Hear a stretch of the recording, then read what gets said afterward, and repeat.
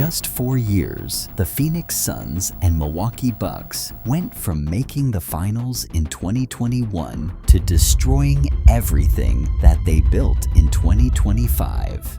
Ironically, both these teams have had almost the exact pattern which resulted in their downfall, taking one reckless decision after another, almost competing with each other for the worst moves. To understand how it all fell apart, we need to go back to their peak. The Suns were in rebuild purgatory for over 3 decades, until the 2020 bubble, where they went on a magical 8-0 run. With the addition of Chris Paul, the Suns were finally back in contention. Far across the East stood the Milwaukee Bucks, and they were led by a force of nature unlike anything else in basketball. Giannis, two-handed flying flush, and then Akimbo lagged on the floor. Alongside Giannis was the league's premier on-ball defender, Jrue Holiday, Brook Lopez stretching the floor and protecting the rim, and mid-range sniper Chris Middleton. After clinching the top seed for multiple years, they were finally close to winning in the biggest stage. The 2021 finals was set, and both teams were starving for one thing: the Larry O'Brien Trophy. The Suns struck first, winning games 1 and 2, a lead that had them tasting their first championship in franchise history. They were just 2 wins away from basketball immortality, but Giannis wasn't having it. Antetokounmpo throws it down. Giannis on the alley-oop. What a turnaround. Giannis closed out Game 6 with a monstrous 50 points, 14 rebounds, and 5 blocks. One of the greatest finals performances ever. The Bucks were on top of the world. It looked like they were going back-to-back next season, and the Suns would be there to challenge them. Chris Paul was reportedly addicted to playing in the NBA Finals. The average age of a finals team sits at 28. Both the Bucks and Suns were younger. But sadly, this was the peak for both teams. Questions? Sean, over on the right. I just asked Bud the exact same question, but I'm curious for you. Do you view this season as a failure? Oh my God. Do you get a promotion every year on your job? No, right? So every year you work is a failure. Yes or no? No. If you've never, I don't want to make it personal. Milwaukee finished the season with 51 wins, 5 more than their title season. They weren't satisfied with 1 ring. They wanted to prove 2021 was just the beginning. Meanwhile, Phoenix went absolutely nuclear, winning 64 games, shattering franchise records. Devin Booker, Chris Paul, Mikal Bridges, and DeAndre Ayton, they looked like the most balanced team in the league. They were favored by many to return to the finals. Both teams entered the playoffs looking unstoppable. The Suns were up against the Pelicans, a play-in team, and they sent them home in 6. The Bucks faced Boston in the second round after dispatching Chicago. 7 games of pure basketball warfare. Surprisingly, in Game 7, Grant Williams caught fire from beyond the arc, hitting 7 3-pointers, and sent Milwaukee home in devastating fashion. Giannis averaged 31 points, 14 rebounds, and 7 assists in the series. Absurd numbers, but it just wasn't enough. Back in the Wild West, Phoenix was riding high. 64 wins had inflated their confidence to dangerous levels. They were facing Dallas, led by a 23-year-old kid named Luka Doncic. What could possibly go wrong? Suns jumped out to a 2-0 lead. Then the Mavericks answered back with winning the next 2. In Game 5, Devin Booker was feeling himself and started acting a bit too confident.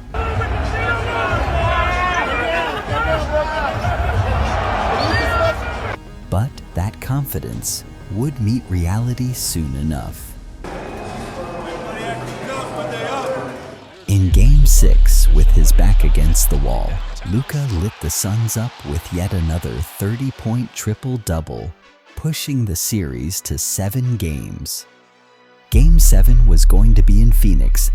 The Suns were 32-9 at home. Their building was a fortress. Yet again, they felt pretty comfortable to close it out in front of their home crowd. But none of that prepared them for what happens next. By the end of the first half, the Mavericks were up by 30 points. Here's the kicker. Luka Doncic scored 27 points by himself, and the Suns scored 27 points. As a team, one man matched an entire NBA team's output in the NBA playoffs. That too, an elimination game. Let that sink in. A 64-win team, completely healthy, in an elimination game at home, got outscored by a single player in the first half? That's not all. Chris Paul and Devin Booker had a combined total of 3 points.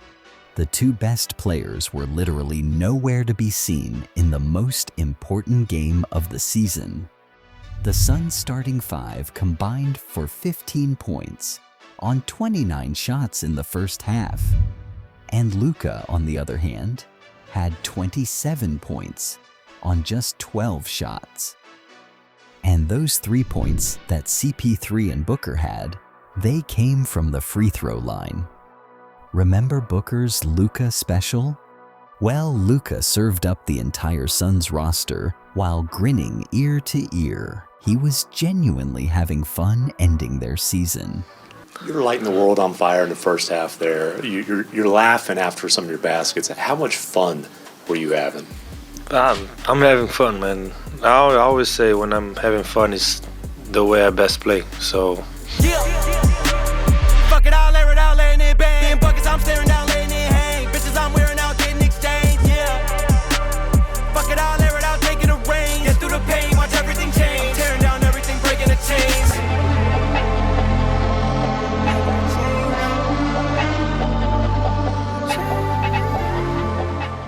And in the beginning of the third quarter, Luka had 30 points, and the Suns were still stuck at a whopping total of 27 points. I could keep piling up stats and numbers that feel made up, but that's how downright atrocious this game was. Basketball had never looked so one-sided. Were you aware at halftime you had as many points as the Suns? Oh yeah, of course. I mean, what you? I see it. I see it.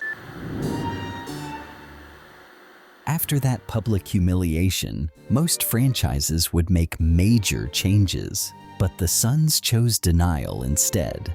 They ran back the same core, convinced that the collapse was an anomaly rather than a warning sign. The Bucks were also looking to run it back, and they did just that, finishing off with a strong 58-win season, the best record in the league. And Giannis was otherworldly. He was averaging 31 points, 12 rebounds, 6 assists, and he ranked third in MVP voting. Brook Lopez finished as a runner-up for Defensive Player of the Year. Jrue Holiday earned all defense honors. Everything looked perfect in Milwaukee. The championship window appeared wide open. Phoenix started strong, but injuries struck Booker and CP3. They hovered around 500, looking vulnerable for the first time in years. Then, February 8th changed everything. Matt Ishbia became the new owner and immediately started making moves like he was playing NBA 2K with unlimited VC. Within 24 hours, he orchestrated the Kevin Durant blockbuster trade, shipping out Mikal Bridges and Cam Johnson in the process. 2 versatile role players traded for star power. The depth that had carried Phoenix through tough stretches was sacrificed for headlines. Heading into the playoffs, the new-look Suns torched the Clippers in round 1. Durant and Booker looked unstoppable together. Then Denver arrived in round 2. The Nuggets were deeper, more complete, more prepared for playoff warfare. They possessed exactly what Phoenix had just traded away. Versatile wings who could defend multiple positions and contribute on both ends. Game 6 at home produced another blowout defeat for Phoenix. This was eerily similar to their 2022 collapse against Dallas, another second-round elimination on their own building in humiliating fashion. Talking about humiliation, Milwaukee's playoff story carried even more devastation. First-seeded Bucks facing 8th-seeded Miami, a team that limped into the postseason through the play-in tournament. What should have been a formality became a nightmare. Game 1, Giannis crashed to the court hard, resulting in a back injury. He'd miss crucial games. But Jimmy sensed blood in the water. Bitch, I got problems on problems on problems on problems on problems on problems. I solve them. I run through the money, the pressure be calling. Left on my blessings, I feel like I'm falling. The birdie is back. Tell me I'm garbage. I'm going through something, that's why I ain't calling. Phone and progression is all that I wanted. The phone and affection, I summon and dub it. Cause bitch, I got problems on problems on problems on problems on problems on problems. I solve them. When Giannis returned in Game 4 trailing 2-1, he dropped 26 points, 16 rebounds, and 8 assists to even the series. But playoff Jimmy operates on a different stratosphere entirely. He exploded for a monster 56-point game, tarnishing Milwaukee's reputation in the process. Then, in Game 5, Giannis went nuclear, dropping 38 points and 20 rebounds. With a 2-point lead and 2 seconds remaining in the fourth quarter, the Bucks were looking to close out the game and potentially avoiding elimination at home. All they had to do was prevent Jimmy Butler from getting a clean look. But Jimmy Butler had other plans. Over the top to Butler. Up and in! Jimmy Butler ties the game with a half second to go. What a play call. The game went into overtime, and Miami sealed the deal, dismantling the best record in the league in just 5 games. Jimmy Butler incinerated Milwaukee's championship dreams with one of the most dominant individual performances in playoff history. At this point, it looked like Phoenix and Milwaukee were now competing for the most devastating playoff collapses in NBA history. I just asked Bud the exact same question, but I'm curious for you. Do you view this season as a failure? Oh my God. Do you get a promotion every year on your job? No, right? So every year you work is a failure. Yes or no? No. Every year you work towards something, towards a goal. There's no failure in sports. So 50 years from 1971 to 2021 that we didn't win a championship, it was 50 years of failures? No, it was not. It was steps to it, you know, and we were able to win one. Hopefully we can win another one. Embarrassment breeds desperation. Both franchises hit their panic button simultaneously. Phoenix fired Monty Williams, the architect of their 64-win masterpiece. Milwaukee dismissed Mike Budenholzer, the man who delivered their first championship in 5 decades. The Suns pursued Bradley Beal aggressively, shipping Chris Paul to Washington. Durant, Booker, Beal, a big 3 that looked lethal on paper. I mean, saying it respectfully, I don't know how teams are going to guard us. Milwaukee made an even bigger splash and traded for Damian Lillard. This shook the league. They sacrificed Drew Holiday to Portland, trading away a key piece of their championship foundation. But everybody was thinking how lethal the duo of Giannis and Dame would be. An elite three-point sniper alongside the most dominant force in the paint. On paper, they looked flawless. But paper doesn't play basketball. The Bucks never found their rhythm. Giannis missed 27 games to injury. Dame sat out 22. They fired their new head coach Adrian Griffin mid-season and replaced him with Doc Rivers. Anyone familiar with Doc Rivers' playoff history knew exactly where the story was heading. Phoenix battled their own injury demons. Constant lineup shuffles prevented chemistry from developing, but both teams finished with identical 49-win records. Playoff time arrived with cruel irony. Milwaukee faced Indiana without their stars being healthy. The Pacers walked through them easily, resulting in Dame's first Milwaukee season to end in the first round. Meanwhile, in the desert, the Suns were facing a young Timberwolves. Phoenix were practically expected to win against the inexperienced Minnesota team. I mean, they have KD, Booker, and Beal. How would the Wolves stop them? So, they got KD, but we got Jaden McDaniels.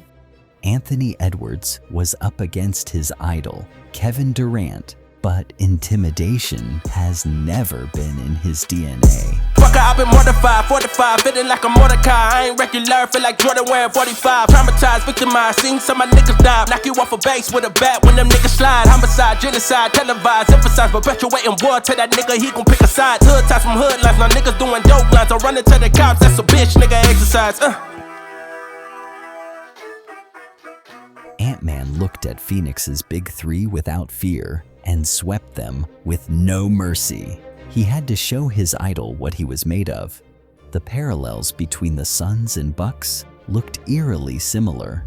Both had a terrible playoff meltdown. They fired their coaches, traded for a huge star, had injuries with stars, won 49 games, both lost in the first round, while they were the favorites. And now they are staring at a bleak situation where they are supposed to be a win-now team, but they aren't even making it beyond the first round. Phoenix doubled down one final time. They assembled the NBA's second most expensive roster. 3 of the league's 10 highest-paid players wore Suns uniforms. They fired Frank Vogel and hired Mike Budenholzer, the same coach who'd beaten them in 2021. Milwaukee ran back with their existing core. Giannis maintained his dominance, but Dame's inconsistency plagued their offense. 48 wins earned them another playoff berth, but the Suns couldn't even make the playoffs. All that salary, all that star power couldn't buy them a playoff ticket. The depth they'd sacrificed years earlier finally caught up completely. Milwaukee faced Indiana again, and this time Giannis was healthy, but Dame's Achilles snapped. Giannis grew visibly frustrated throughout the series. Pacers dispatched the Bucks in 5 games. Do you think that you can still win that second championship here in Milwaukee after a third straight first-round exit? Look, I'm not gonna do this. I'm not gonna do this. I know how this gonna go. Whatever I say, I know how it's gonna translate. I don't know, man. The 2025 season concluded with Phoenix missing the playoffs, despite carrying one of basketball's most expensive payrolls. But having one of the league's most expensive rosters doesn't guarantee a championship. The NBA is moving in an entirely new direction, a shift I've documented in a 30-minute deep dive documentary, carefully structured to cover every angle. You can watch that after this video, links in the description. Suns' locker room descended into chaos. They fired Coach Budenholzer. Kevin Durant, as usual, wanted out of Phoenix. Matt Ishbia's 2K fantasy team was falling apart. Durant landed in Houston. Beal was bought out, and just like that, the Suns' experiment was over. Milwaukee shocked everyone by waiving Damian Lillard. They didn't even try to trade him. This means he will be off the team, but the Bucks will have to pay him until his contract expires. Even Giannis couldn't process this decision. Tens of millions in salary simply wasted. Brook Lopez departed in free agency. Miles Turner arrived as his replacement, and the Bucks found themselves stranded in basketball purgatory without a solid guard in the roster. Phoenix's situation looked even more bleak. 0 first-round picks until 2031. They had mortgaged their entire future for a championship window that lasted for as long as a timeout. The mirrored parallels between these franchises tell a cautionary tale. Both had generational talent. Both gambled on win-now moves that blew up in their faces. They dismissed championship-level coaches, sacrificed cornerstones for fading stars, and watched their title windows slam shut before their eyes. But in all this rubble, some individuals struck gold. Milwaukee still owed Mike Budenholzer 2 years of guaranteed money after his 2023 firing. Phoenix hired him in 2024 with a 5-year, $50 million contract. Budenholzer collected Milwaukee paychecks through 2025 while simultaneously earning Phoenix money. Then the Suns fired him after 12 months. Now, Phoenix owes him $40 million over 4 years until 2029. He's earning $10 million annually to coach nobody. Coach Budenholzer is literally living the dream. Frank Vogel and Adrian Griffin also collect checks from their former employers.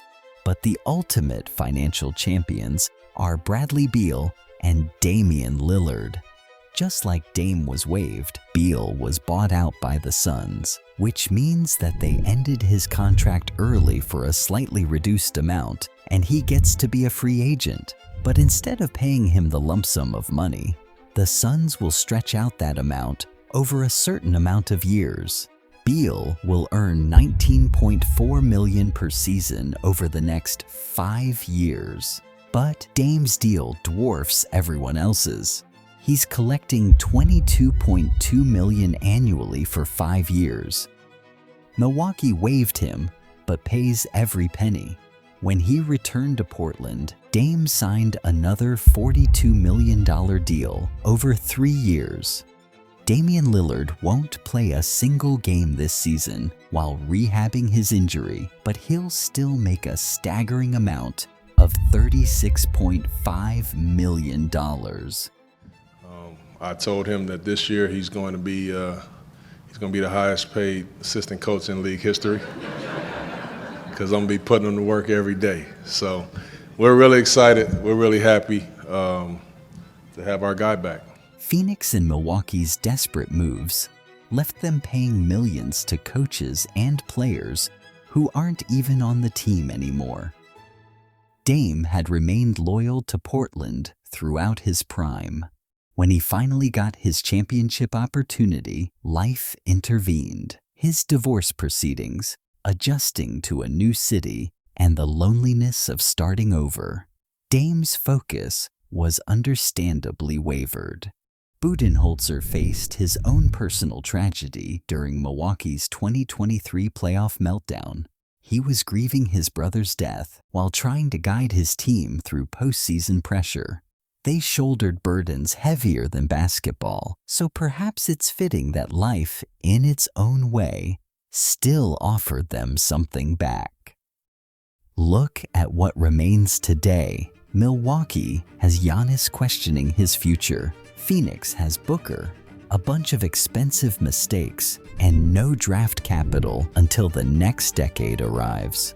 2 franchises that should have battled each other for championships spent 4 years battling each other for worse decisions instead. They showed how panic decisions spawn more panic decisions until you wake up one morning and realize you've dismantled everything you built. Championship opportunities don't last forever. The organizations that squander them often don't either. The Suns and Bucks collapsed in perfect synchronization, providing the entire league with a masterclass in dynasty destruction. The game moves fast, championship windows close faster, and once they're shut, sometimes they stay that way for a really long time.